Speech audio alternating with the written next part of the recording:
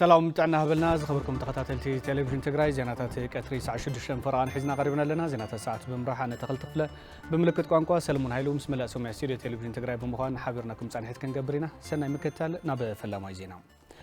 በዓል ሓደራ ቦርድ ትምት በመንግስት ኢትዮጵያ ኣብ ትካላት ምስተወሰደ ሒሳብ ቁጽሪ ናይ መጋድ ተግባር መረምታ ስጉምቲን ክውሰደሉ ሓቲቱ መራው ተስፋይ ከም ሰብ ቀረበ ሓደራ ቦርድ ትምት ተዋሃበ መግለጺ ትካል እግሪ ምትካል ትግራይ ንመጀመርታ ግዘም ብፍትሐ ብሔር ሕጊ ሓደ ሽሕነት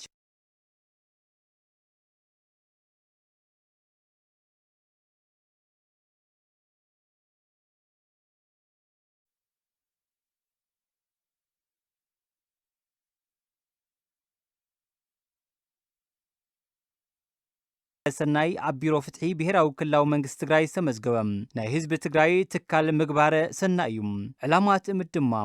ሕውየትን ዳግመ ህንጸት ትግራይ ምድጋፍ ህዝቢ ትግራይ ማሕበረ ኢኮኖሚያዊ እግሪ ክተክልን ክትስእን ምሕጋዝ ጽጉማትን ተቐላዕትን ወገናት ኣብ ዓርስኻ ምኽኣል ብዝተመስረተ ኣገባብ ክሕገዙ ምግባር እዩ ትእምት ንስተጣየሸሉ ናይ ምግባረ ሰናይ ዕላማ ንምዕዋት ብናይ ኢትዮጵያ ሕጊ ንግዲ መሰረት ኣብ ኢንቨስትመንት ብምውፋር ዝተፈላለዩ ኩባንያታት ታጣይሹ ከም ፍልፍል እቶት ከም ዝጥቀመለን ይፍለጥ እዘን ኩባንያታት ኢትዮጵያ ስሉጥን ፍትሓውን ኢኮኖሚ ዕብየት ከተረጋግጽ እቶት መንግስቲ ከዓቢም ልምዓት ኤክስፖርትን ኢንዳስትሪን ከተምጽእ ከምኡውን ስራሕ ዕድል ኣብ ምፍጣር ግዲአን እናተዋጽኣ ጸኒሐን እየን ኩባንያታት ትእምት ብኮርፖሬት ምሕደራእን ጽፉፍን ግብሪ ብምኽፋል ድማ ብመንግስቲ ኢትዮጵያ ኣፍልጦን ምስጋናን እናረኽባ ዝመጻ ምዃነን ይፍለጥ እዘን ኩምባንያታት በቲ ጀኖሳይዳዊ ኩናት ከቢድ ዒንወት ከሰራን ወራርን ዝበጽሐን ኮይነን ድሕሪ ምፍራም ውዕሊ ሰላም ፕሪቶርያ ናብ ሕውየት ክምለሳ ሰራሕተኛታትን ማናጅመንትን ዝከኣሎም ጻዕሪ ኣብ ምግባር ይርከቡ ካብቲ ዝበጽሐን ዕንወት ወራርን ከሰራን ገና ከይሓወያ እንከለዋ እዘን ትካላት ሕግን ስርዓትን ነኽቢረን ብምንቅስቓስ ጽፉፍ ናይ ሃፍትን ንብረትን ምሕደራ ከምኡውን ናይ ፋይናንስ ኦዲትን ስርዓትን ኣተኣታትየን ኣብ ምንቅስቓስ ይርከባ ገሊአን ኩባንያታት ትእምት ኣብ ወርሒ መስከረም 2018 ዓ.ም ቀዳማይ ሚኒስተር ኣብይ ኣሕመድ ኣብ ዝተረኸበሉ ሻውዓይ ዙር ሃገራዊ መድረኽ እሙናት ዝለዓለ ከፈልቲ ግብሪ ተባሂለን ብሃገር ደረጃ ኣፍልጦን ናይ ፕላቲኒየም ወርቅን ሽልማት ዝተበርከተለን እየን እዘን ኩባንያታት ሕግን ስርዓትን ነኽቢረን ዝንቀሳቐሳ ጽፉፍን ዘመናውን ናይ ሒሳብ ስርዓት ዘለዎም ሕሳበን ብስርዓት ኦዲት ዘግብራ ግብሪ ብስርዓቱ ዝኸፍላ ከምኡውን ምግባረ ሰናይ ስራሕቲ እናደገፋ ማሕበራዊ ሓላፍነትን ዝዋፅኣ ብሉፃት ኮርፖሬት ዜጋታት እየን እዘን ኩባንያታት ንዓሰርተ ኣሽሓት ሰራሕተኛታት ስራሕ ዕድል ፈጢረን ብዘለወን ዓቕሚ ኣብ ምንቅስቓስ ዝርከባ ኮይነን ገሊአን ድማ ነቲ መንግስቲ ኢትዮጵያ ሒዝዎ ዘሎም ናይ ኤክስፖርት ሸቐጥ ከፍርያ ኣብ ምድላውየን ዘለዋ ይኹን ደኣ እምበር ምኽንያቱ ብዕሊ ብዘይተፈለጠ ኣገባብ ናይ ኩለን ትእምት ኩባንያታት ባንኪ ሕሳብ ካብ 24 ሕዳር 2018 ዓ.ም ጀሚሩ ብጅምላ ከም ዝተዓፀወ ካብ ዝምልከቶም ባንክታት ተገሊጹለን ኣሎ እዚ ዝኾነ ይኹን ናይ ፋይናንስ ምርመራ ኣብ ልዕሊ እዘን ኩባንያታት ከይተኻየደ ብጅምላ ተወሲዱ ዘሎ ናይ ባንኪ ሕሳብ ናይ ምእጋድ ተግባር ሕጋዊ ይኮነን ብኩናት ካብ ዝበጽሐን ዕንወት ክሰራን ንምሕዋይ ዝግበር ዘሎ ጻዕሪ ድማ ዘምክን እዩ በዘን ኩባንያታት ዝመሓደሩ ብዓሰርተ ኣሽሓት ዝቑጸሩ ሰራሕተኛታት እውን ክብቶኑ ዝገብር ማሕበራዊ ቅልውላው ዘስዕብ እዩ ስለዚ መንግስቲ ኢትዮጵያ ነዚ ኣብዘን ኩባንያታት ዝተወሰደ ሕሳብ ቁጽሪ ናይ ምእጋድ ተግባር ዘይሕጋዊ ተግባር ስለ ዝኾነ መእረምታ ስጉምቲ ንኽውሰደሉ ንሓትት እዘን ኩባንያታት ስራሕ ዕድል ኣብ ምፍጣር ኢኮኖሚያዊ ሕውየትን ዳግመ ህንጸት ኣብ ምርግጋጽ ግብሪ መንግስቲ ኣብ ምዕባይ ኤክስፖርት ኣብ ምግፋሕ ዘለወን ግደ ኣብ ግምት ብምእታው ከምኡውን ዘለወን ጽፉፍ ስርዓት ኮርፖሬት ምሕደራ ኣብ ግምት ብምእታውን ዝተዓፀወ ኣካውንተን ብቕልጡፍ ክኽፈት ስሩዕ ናይ ንግዲ ኢንዳስትሪን ስራሕን ክቐጽላ ክግበር ንሓትት በዓል ሓደራ ቦርድ ትእምት 25 ሕዳር 2018 ዓ.ም መቐለም ልዕሊ 13 ሚልዮን ብር ብግዕዚና ዝተጓሓለ ሃፍቲ ህዝብን መንግስትን ናብ መንግስቲ ክምለስ ከም ዝተገብረ ቤት ጽሕፈት ኮሚሽን ስነ ምግባርን ጸረ ግዕዚናን ጨንፈር ዞባ ምብራቕ ትግራይ ኣፍሊጡ ሓላፊ ቤት ጽሕፈት ኮሚሽን ስነ ምግባርን ጸረ ግዕዚናን ጨንፈር ዞባ ምብራቕ ኣይተ ምስጉን መለስ ኣብ ስራሕ ዘመን 2017-18 ዓ.ም ኣብ ዘሎ ግዜ ዝተጓሓለ ልዕሊ 13 ሚልዮን ብር ናብ መንግስቲ ኣታው ከም ዝኾነን 6000 ሜትር ካሬ ብዘይ ኣግባብ ተወሲዱ ዝነበረ መሬት ናብ መንግስቲ ባንኪ መሬት ኣታው ክግበር ብቤት ፍርዲ ከም ዝተወሰነን ሓቢሮም እዚ ዝተገለጸ በአሰናዳነት ቤት ጽሕፈት ኮሚሽን ስነ ምግባርን ጸረ ግዕዝና ንጨንፈረ ዞባ መብራቕን ዩኒቨርሲቲ ዓዲግራትን ትውልዲ በስነ ምግባር ትካላት ድማ በሰራርሓ ብዝብል መሪ ሓሳብ ብብርኪ ዓለም ለኸ ንመበል 22 ዓመት ይኽበረብ ዘሎ መዓልቲ ጸረ ግዕዝና እዩ።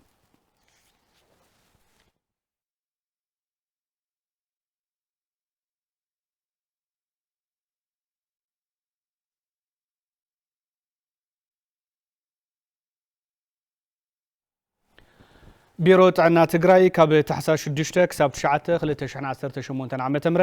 ንልዕሊ 1 ሚልዮን ትሕቲ 5 ዓመት ህጻናት ዝተዋደደ ወፍሪ ክታበት ሕማም መልምሲ ፖሊዮ ብወፍሪ ከም ዝህበ ኣፍሊጡ። እዚ ንራብዓይ ዙር ኣብ ትግራይ ዝተሳለጠ ወፍሪ ክታበት ልምሲ ሕዚ ዘድልየሉ ምክንያት ቢሮ ጥዕና ትግራይ ምስ መድረክቲ ኣካላት ኣብ ዘሳለጦ መጽናዕቲ እቲ መንቀል ቫይረስ ኣብ ማያዊ ኣካላት ብምርካቡ ምዃኑ ተገሊጹ። እቲ ክታበት ኣብ ትሕቲ ግዝያዊ ምምሕዳር ትግራይ ኣብ ዝርከባ ኩለን ዞባታት ገዛ ንገዛ ከም ዝወሃብ ድማ ምስ መድረክቲ ኣካላት ኣብ ዝተሳለጠ መድረኽ ምክክር ተሓቢሩ መሳርሕትና ዮሃና ውላይ ከም ዝጸብጸበቶ ቢሮ ጥዕና ትግራይ ካብ 6 ክሳብ 9 ታሕሳስ 2018 ዓመተ ምህረት ንልዕሊ 1 ሚልዮን ትሕቲ 5 ዓመት ህጻናት ወፍሪ ክትባት ሕማም ልምሲ ከም ዝህብ ኣፍሊጡ። እቲ ቢሮ ኣብቲ ዘሳለጦ ወፍሪ መሰረት ብምግባር ምስ መዳርግቲ ኣካላት ክልላዊ መድረኽ ምክክር ኣሳሊጡ። ኣብ ቢሮ ጥዕና ትግራይ ክኢላ ክታበት ኣይተ ኣዋሽ ሓድጉ ወፍሪ ክታበት ፖሊዮ ንምሃብ ዓሊሞም ይሰርሑ ከም ዘለው ይገልጽ። ጸረ አልምሲ ክታበት ንምሃብ ኣብ ቅድሜና ታሕሳስ 6 ጀሚሩ ንምሃብ ፕሮግራም ሒዝና ኣለና። ስለዚህ እዚ ኩሉ ዝምልከታ ኣካል ፈሊጥዎ ኣብቲ ወፍሪ ንናይ ግዲኡ ንኽዋፃ ዝዓለመ እዩ። ምስ ክትባት ሕማም ፖሊዮ ተኸታቲሉን ክትባት መከላኸሊ ጸላም ከብዲ ከም ዝወሃብ ኣይተ ኣዋሽ ሓድጉ ኣረዲኦም። ናይ ጸላም ከብዲ ረኽሲ መከላኸሊ ዝኾነ ወይ ከዓ ብናይ እንግሊዝኛ ጸዋውዑ ናይ ሄፓታይትስ ቢ ኢንፌክሽን መከላኸሊ ዝበሃል ክታበት ተኣታቲና ኣለና። ስለዚ ክታበት እዚ ካብ ሎሚ ጀሚሩ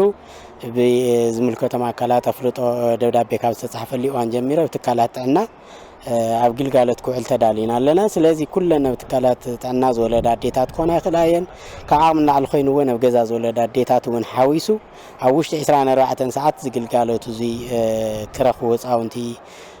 ዝዓለመ ኣብ ቢሮ ጥዕና ትግራይ ክኢላ ምእላይ ሓደጋ ጥዕና ሕብረተሰብ ኣይተ የማነ ሓድሽ እቲ ክትባት ኣብ ትሕቲ ግዝያዊ ምምሕዳር ትግራይ ኣብ ዝርከባ ኩለን ዞባታት ገዛ ንገዛ ከም ዝወሃብ ገሊጾም። እዞም ህፃውንቲ እዚኦም ቅድሚ ሕዚ ይከተቡ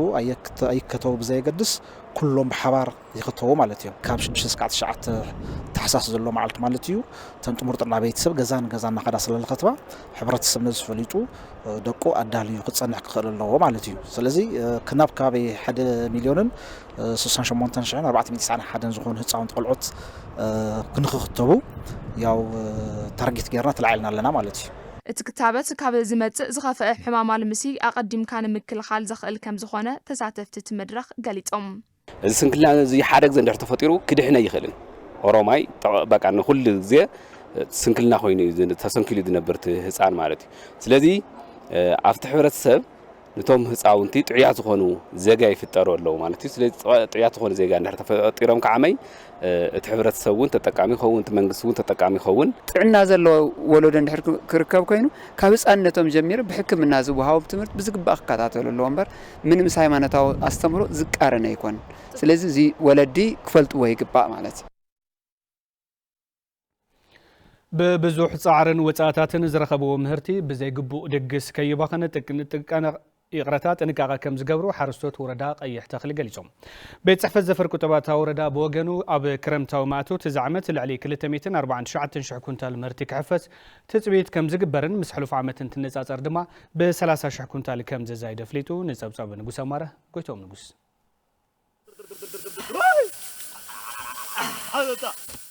መፍረያይነት ንምውሳኽ ንዘመናዊ እታወታትን ክንክን ዝራእትን ብዙሕ ወጻኢታት ብምግባር ቀለብ ዓመቶም ይሓፍሱ ከም ዘለውን ሃፍቶም ብዘይተደለዩ ድግሳት ከይባኽን ኣብ ምስራሕ ከም ዘለው ሓረስቶት ወረዳ ቀይሕ ተኽሊ ጣብያ ገጽ ክምለስለይ ይዛረቡ። ተስካር መርዓ ክርስትና ልበሃል ብኽነት እዩ። ዓመት ተገዚእና እኽልና ይባክንሎ እዩ እሞ ቆጢውና ብደንቢ ዘራእትና ብደንቢ ኣእቲና ምስ መዳርያና መግዚኢ ምስ ጉዳያትና አልና እንድሕራጥ ፊናዮ ሉቱ ናብራና መጓሳቆሊ እዩ። ስለዚ متينا إنا كنا تفلن كبعلو كاول حلفون نركعنا سل المسألة أتي لتف أخلون كاولو مجبار لتوم خودز خلو التوم لا أخلو ولعو ما هاي حشنا الكنات ما هار كم سب ودي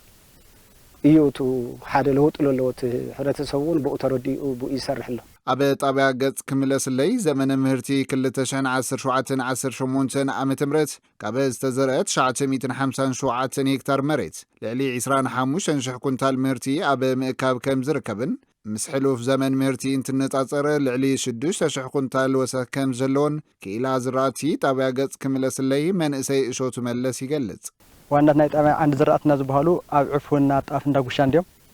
سلازي بدمر زلو شفان هكتارنا 957 هكتاري كاوزو خنرخو لنا تصيف زغبرنا بماخله مفرايتنا 18 نصح 75 خنتالي مالتي بر هكتار مالتي سلازي سراكيو زلو مفرايتنا دما ياو ناب 25638 مالتي التحباباري كيد سراح زراعتن هورتيكالتشرن بيت صحفة زفر قطوة ورداك أي تقلي أي تقيتها شوات بهم أب زمن مهرتي كل تشحن 10 شمونتن عام تمرت ببركي وردا لعلي 14 شمونتن 200 هكتار مريت باستفلالي وزراعتي كم زتشفنن كابزي لعلي كل 249 شح كنتال كحفاس تطويتي قباري لهم 10 شمونتن 740 كنتالي نارخيبنا نينا عامي مالتيو حزقن كافتي 10 شعان كنتال 16 كنتال نارخيبنا نينا بخلته نطبي 5 كنتال بلص ارينا لنا مالتي كافتي عامل رخونا يافت لهم الزمن رخيونا ينينا لاكا 281 شحي 612 كنتال كنركب حسيبنا نيرنا 240 شحي 13 كنتال رخيبنا لنا مالتي سلازي تي فلالايتنا تمهرتي لاب 30 كنتال 30 شحي 693 كنتال أفتح حرستي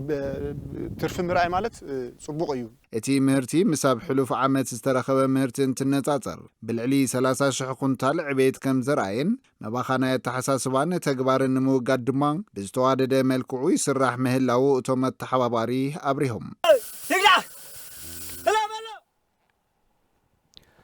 أب وردا 10 عدو جرات ب 34 مليون برستانة وتكالات مسارة المعات تمرقهم.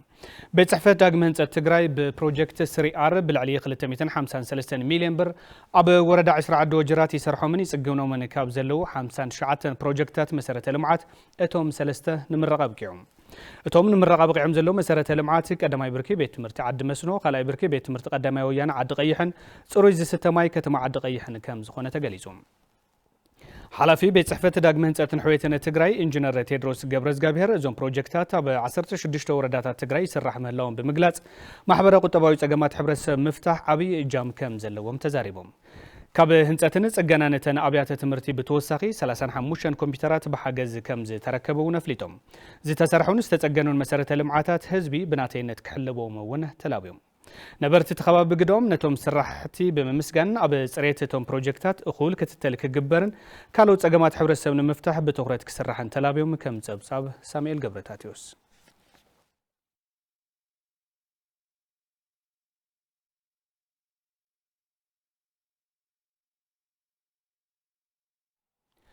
تكال جبار السناي VIS ساب وردات حايلن اندرتان نلعلي شوعات شحوغنات تتكمت تزقبر بالعلي 8 مليون بر بحايل صحي سرح بروجكت صوري مستمع مريقهم يرساليم قور مدن واديداتو قور مدن تولد مدن دما كم سعو كاربوي تكال جبار سناي VIS أب ورد حايل كتما فرس ماي ب4.8 مليون بروصعي بحايل صحي سرح صروي مستمعي أمريقو سريوتو زي حلو ماي بمستاي نزتفلالي ما يولد حماماتي قالعو كم زنبروز قالوصو نبرت كتما فرس ماي هنسات اتي صروي ستماي نتي صقم كم زك قاللالهم يزاربو صريوتو زي بحلو ما إنا نمل نيرنا خاو حساخو نقزعن عدد حمام يزخو نيرو زو انجو زي كاز مصرنا قل صروي ماي نمل لنا بطعمينا تحقسنا 3 كيلومتر كيديو ما سمጽ نيرو مسزاب ليتنقتو نيرو عاوز ساعات ግን عاوز غلغللو والعاز غلغللو بطعمي زخونه ما يمصينا هذه دس بالما يمصينا بجبار سناي VIS تهانيص زلو بروجكت صوري مستماي زمسغنو وانا محرار ورد حايله ايتمان هايلو كالوت منغستاون زي منغستاون تكالاتون اب كمزي زبل داغم حويت كنطف صويعهم كبابي 29 شحن 821 بزحي حزب زلو ختماي ز ختما زي بحصرت ماي بطعم الساعه كتماي ያው በዘጋጣም እዚ ካልእት ገበርቲ ሰናይ ከምዚ ቪአይኤስ ኢትዮጵያ ገይሩልና ዘሎ ደገፍ ቢሮ ማይ ሃፍቱውን ክሕግዘና ኢና ንላው አተሓባባሪ ዓለም ለኸ ትካል ገባር ሰናይ ቪአይኤስ ኣይተኩኖም ሃይሉ እቲ ፕሮጀክት ንልዕሊ 4000 ህዝቢ እታ ከተማ ተረባሕቲ ዝገብር ይብሉ ያው ቲ ድሌት ጠለብ በጣም ብዙሕ እዩ ነገር ግን ብልተኻለ መጠን ንሽተ በርክቶ ንኽለና ን4200 እንትፋስ ልሕግዝ ናማ እንትና ነብለና ማለትዩ ነገር ግን ቱ በዝሕ ህዝቢ ላይ ኸባቢ 29200 ነባር ስለለሎ ስቲል ብዙሕ ሓገዝ የድለዩ ማለት ምስቲ ተጓዲዮ ወልጸንሕ ብተመሳሳሊ እቲ ትካል ኣብ ወረዳ እንደርታ ንልዕሊ 3000 ወገናት ተጠቃሚ ዝገብር ጽሩይ መስተማይ ኣመሪቑ እቲ ህንጸት ጽሩይ መስተማይ ብሰንኪ ሕጽረት መስተማይ የጋጥሞም ዝነበረ ማሕበረ ቁጠባዊ ጸገማት ዘቃልል እዩ ዝበሉ ድማ ነበርቲ ወረዳ እንደርታ እዮም ቀድሕና ካገረብ هذا صبق لنا مصينا ماي ستلنا نحسب لنا تمام طعم دسيل لنا كافتي لوزي تمسط لنا دسيل لنا برهان تسمعنا اليوم وقرانا طعم دسيل لنا احنا يغنينا አተሓባባሪ ትካል ቪአይኤስ ኣይተኩኖም ሃይሉ ኣብ መላእ ትግራይ ብጀኖሳይዳዊ ኩናት ዝዓነዋ ትካላት ማይ ንምጽጋን ትካሎም ብቐጻሊ ከም ዝሰርሕ ገሊጾም دب أودي أبي الشغالة ترخينا لنا لسلست الشيء هذا ميتي تتكلم نقبر نا تجنا ما ينقطع تجنا نا واتر بايب تجنا منا كينا مالتي بتغلى لا بشو منتنا تشدشت مليون سلست بوتا كينا لنا مالتي سلازي أبز خبا بزنا ورنا لسته ما تجمع فتحنا أنا تسوى نقبر مالتي صراحتنا تتناخير خاصلي بزولة مالتي أربعة زواتات أما غلا عدقرات ማእኸላይ እንደገና ዓድዋ ኣብ ሰሜን ምዕራብ ሽረ ማለት ኣብ ትግራይ ብሰንኮ ኩናት ኣብ ትካላት ማይ ልዕሊ 75 ሚእታው ከም ዝዓነወ ዝገለጹ ተወካሊ ቢሮ ማይ ሃፍትን ኢነርጂን ትግራይ ኣይተገብረ ኢየሱስ ዘርኡ ነዚአን ንምጽጋን ይስራሕ ከም ዘሎ ይገልጹ ተንስተረፋ 48% ገና ኣይጸገናየን ዘለና ስለዚ ትልምና ምስ ኣብ ክልልና ዝርከባ ከም ቪስ ዝበሉ መዳርክቲ ኣካላት ኮይና ንምጽጋን 100% ንምጽጋን ትልምሒዝና እናስራሕና ኢና ዘለና ኣብ ትግራይ ዘሎ ፖለቲካዊ ጸገማት ዝፍትሕ ንኹሉ ትግራዋይ ብዝሓቆፈ ዘተን ምርድዳእን ኢሎም ቴሌቪዥን ትግራይ ዘዘራርቦም ነበርቲ ከተማ መቐለ ገብረ ዝጋብሔር ገዳሙ ድማ ከምስዕብ ካቅርቦ እዩ ኣብ ትግራይ ፖለቲካዊ ቅልውላው ዝወለዶም ጸገማት ንትግራይ ኣብ ከቢድ ሓደጋ የውድቑዋ ብምህላዎም ኣማራጺ ሓሳባት ክቕመጡ ኣብ ዝተፈላለዩ እዋናት ዝተፈላለዩ ኣካላት እናገለጹ መጽኦም እዮም ኣብ ከተማ መቐለ እናተዘዋወርና ኣብ ሓድነት ትግራይ ምልኪትና ዘዘራርብናዮም እስፋላት ማሕበረሰብ እታ ከተማ ሕዚ ኣብ ትግራይ ዘሎ ኩሉ መዳይ ጸገም ዝፍታሕ ብዘተን ምርድዳእን ምዃኑ ገሊጾም ጸገም የጋጥም ጸገም ተጋጥም ተለግን ኩሉ ተዛቲቡ ዘፈላለየካ ነገር ብሓደ ኮንካ ብሓደ መድረኽ ኣብ ውሽጥኻ ዘሎ ኣፈላላይ ግልጽ ብግልጽ ሆንካ ተናቃቂፍካ ትጌጋ መንዩ ተጋጊዩ መንዩ ለተከክለኛ ተዋሂል ዳይና ቁም ነገር ክምለስ ዘለውበር ኣነ ብለይ ኣነ ከምዚ ኢልካ ነንወገንካ ፍንጭራ ዓራዕልካ ዝኽየድ መንገዲ ግን ንሕና ኣይንፈልጠን ህዝብ ወኔ ህዝብ ትግራይ ከባለ ጀሚሩ ኣነ ክበልጽ ልብል እምበር ትዝቀጢሉ እንዮ ታዊክና ኔና ኣነ የልበልጽ እዩ ትክክለኛ እንደህር ኮይኑ لابحر تعرمهم همتنا وشتق حتنا قادم النبر نفلتو لابحر تعرمهم أمر راح مفتار لتقرأي تامل وإسلام دحان إجماع مدحان كلها قدي في ناس من تعينا كم تقدمنا حبيرنا وتم بدي سبب هذا اللو تم عفار اللو تم تقرأي النيودي كلهم وزي هذا خنكون لنا زبل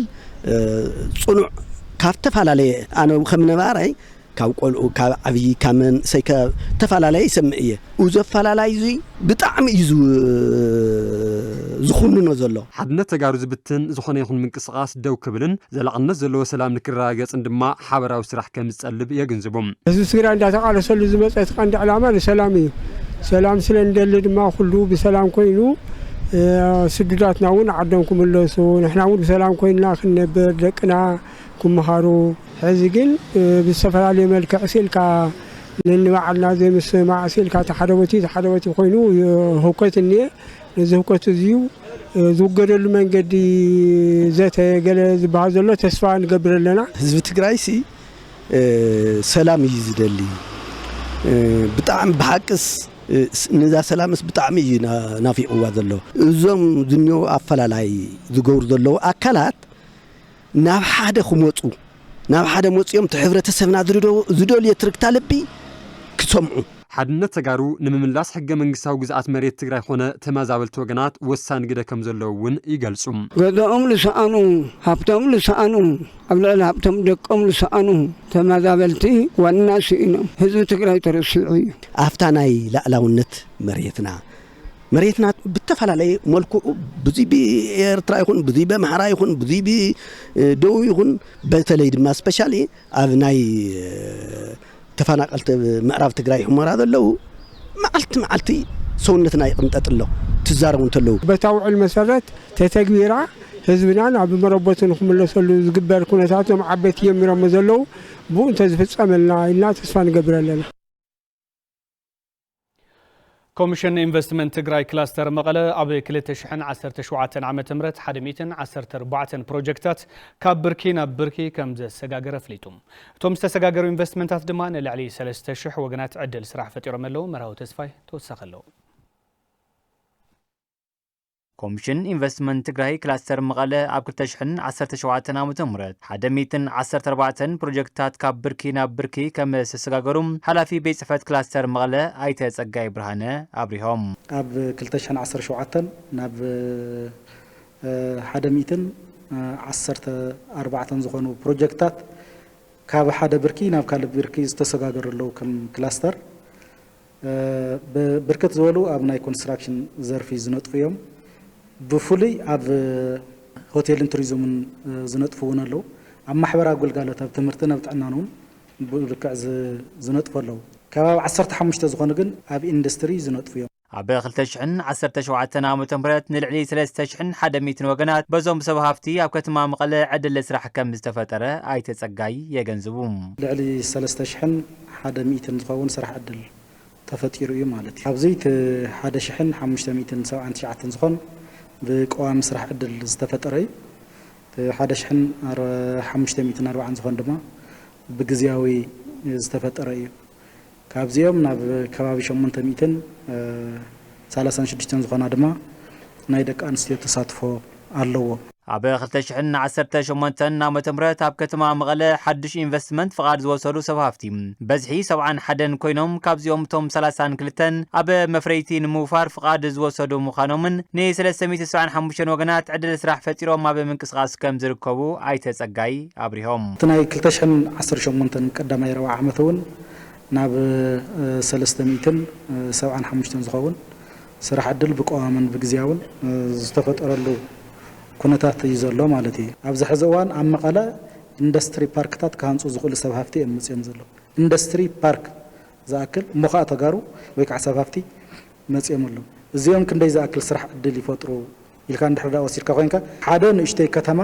ዝኣክል ስራሕ ዕድል ክፈጥሩልካ እዩ ፍቃደ ኢንቨስትመንት ሒዞም መሬት ተዋሂቦም ኣብ ዝተቐመጠሉ ግዜ ሰለዳ ከልምዑን ዘይከኣሉ ሰብ ሃፍቲ ምስ ዝምልከቶ ኣካል ብምዝራብ ን8 ኣዋርሕ ግዜ ገደብ ከም ዝተዋሃቦም ኣይተጸጋይ ገሊጾም ቶም ክሳዕ ሕዚ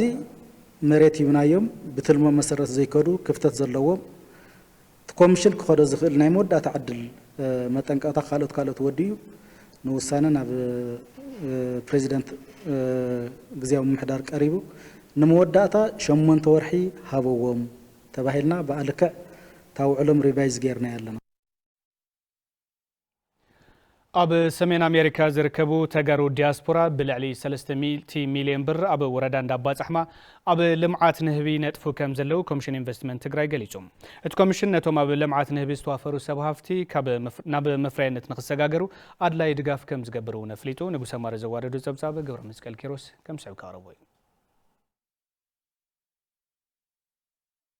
أورد عند أباس أحمد أبي عند أجوا أبي سرحت أمور حرشاز نتف بتجارو دياسبوران فتوت تجراين استمسرته سرحت إنفستمنت والك محبر متكا بالعلي 300 مليون بر أبي زحصر أوان نابلمعات نهبي تسجاجرو كم زركب تجلسو تتكل أو سنة توارح نبتجار بمتاو دل سرح كم مفتار حليفو أبتعودي نزنت فوق جنات أو أنت وصلوا أحد يرون ليبلو دل سرح استفتر لهم نبرتين نقولك يشكل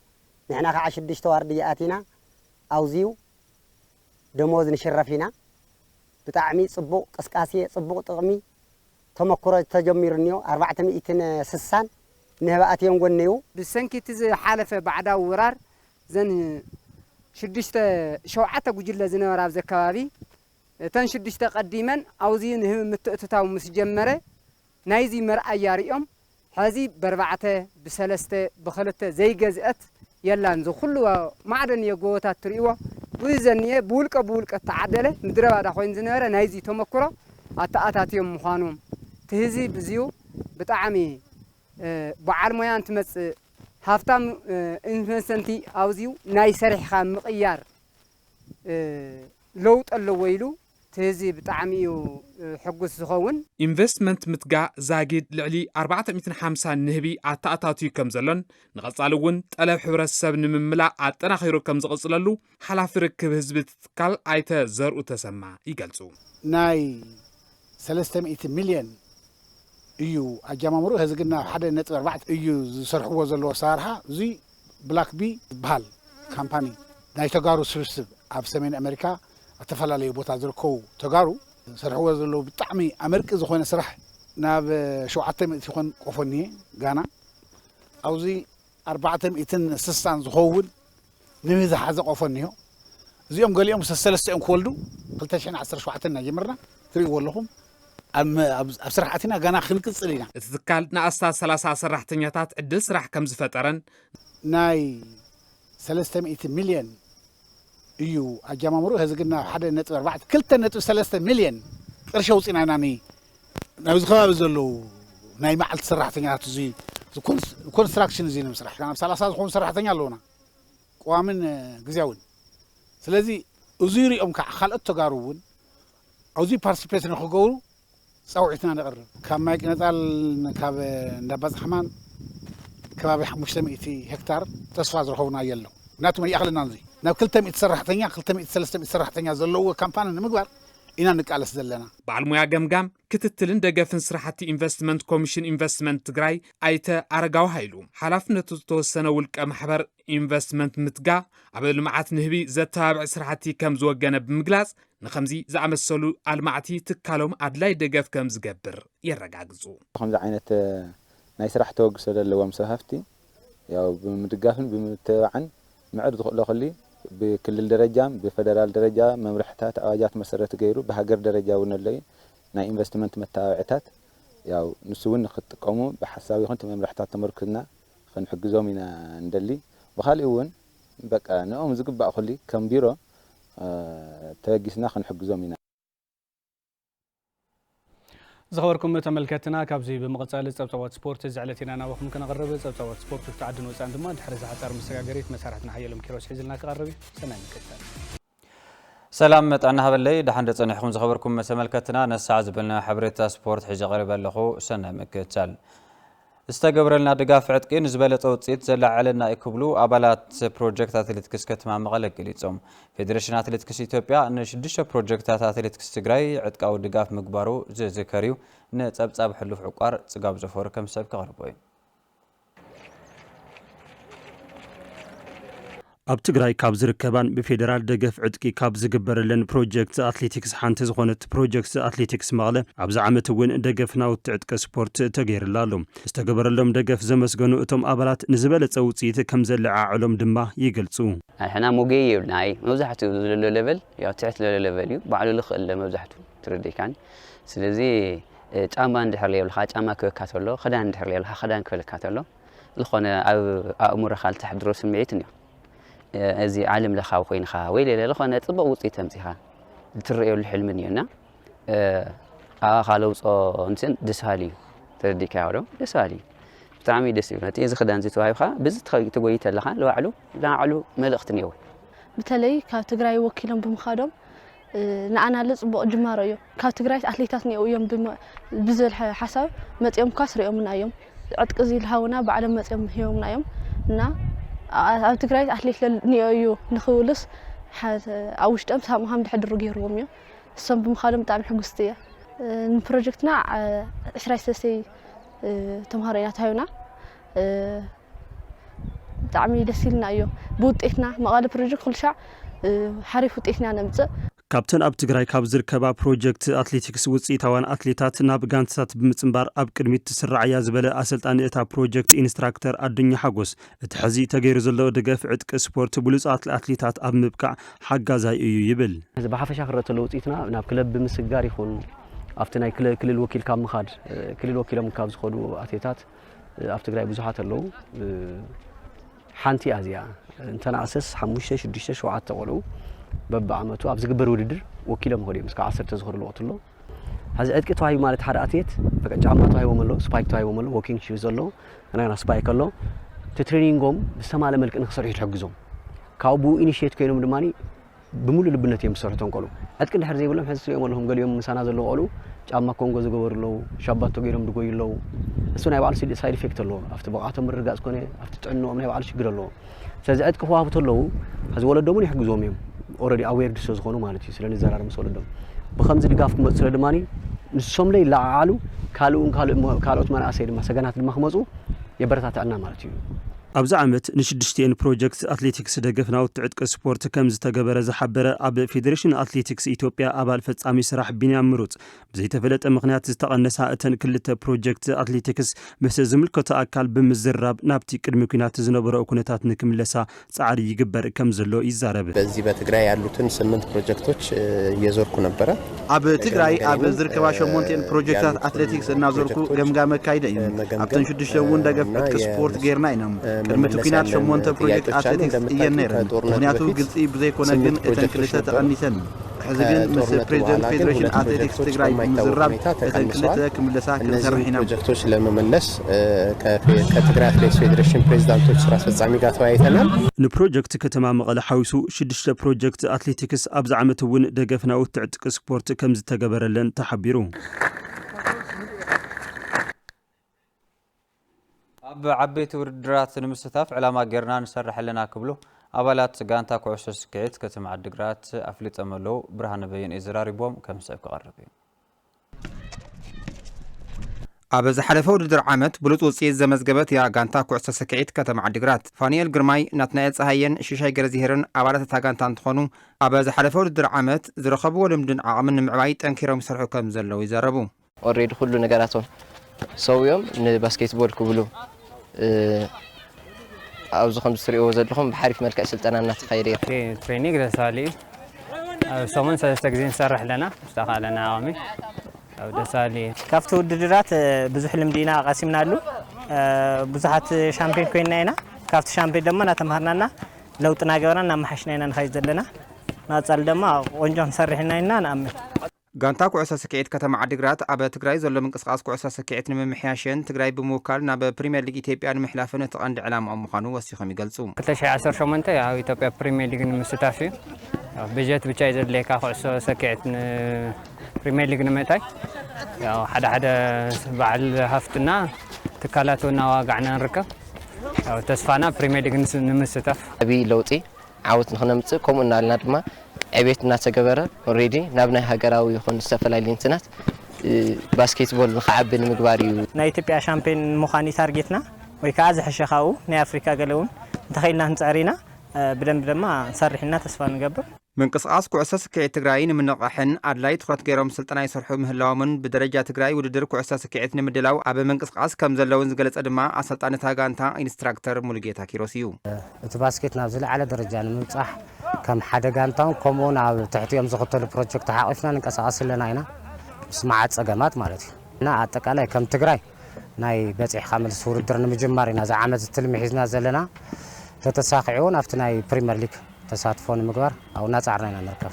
ዝሐሸ ጋንታ ብምዃን ኣብ ዓበይቲ ውድድራት ንምስታፍ ይሰርሑ ምህላዎም ዝገለጸ ኢንስትራክተር ሙሉጌታ ነዚ ዓውደ ስፖርት ዝወሃቦ ጠመተ ትሑት ብምዃኑን ዝምልከቶ ኩሉ ድጋፍ ክገብርን ፀዊዑ።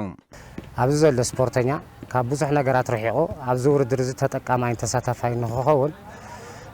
ኣብ ደገ ዘሎ ይኹን ኣብ ውሽጢ ዓዲ ይኹን ንዓይሲ ይምልከተኒ ንዝብል ስፖርት እዚ ድጋፍ ክንፅውዕ እንደሊ ነዚ ጋንታ እዚ ብውስን መልክዑ ዝተፈላለዩ ናውቲ ስፖርት ሓገዝ ከም ዝተገበረሉን ንቐጻሊ ክሰፍሕን ካልኦት ጋንታታት ክፍጠሩን ድጋፎም ኣጠናኺሮም ከም ዝቕፅሉ ዝተዛረቡ ድማ ኣተሓባባሪ ሓላፊ ቢሮ ካቶሊካዊት ቤተ ክርስቲያን ዓዲግራት ኣባ ተስፋይ ሃይለስላሴ እዮም። ድሌትና ኩሉ ግዜ ጥራሕ ንሶም ኣይኮነን ተካእቲ እውን ክፈርዩ ብላዕሊ ቢሲ ቡድን ተተሓሒዙ ካብዚ ኣብ ዞባ ካብ ዞባ ናብ ክልል ካብ ክልል ናብ ሃገር ንኽዓብዩ ድልየትናን ሓሳብና ኩሉ ግዜ ግን ክስርሐሉ ድልየት ኣለና ንሱ እውን ብዝተኻለ መጠን ክንሰርሐሉ ኢና ተስፋ ዘለና ናብ ሲቢኢ ፕሪምየር ሊግ ኢትዮጵያ ዝምልከት ሓበሬታ ክንሰግር ከለና ኣብ ታሽዓይ ሰሙን ፀወታታት ፕሪምየር ሊግ ኢትዮጵያ ጋንታ ሽረ ምድረ ገነት ሎሚ ሰዓት 9 ምስ ወላይታ ድቻ ክትፃወት እያ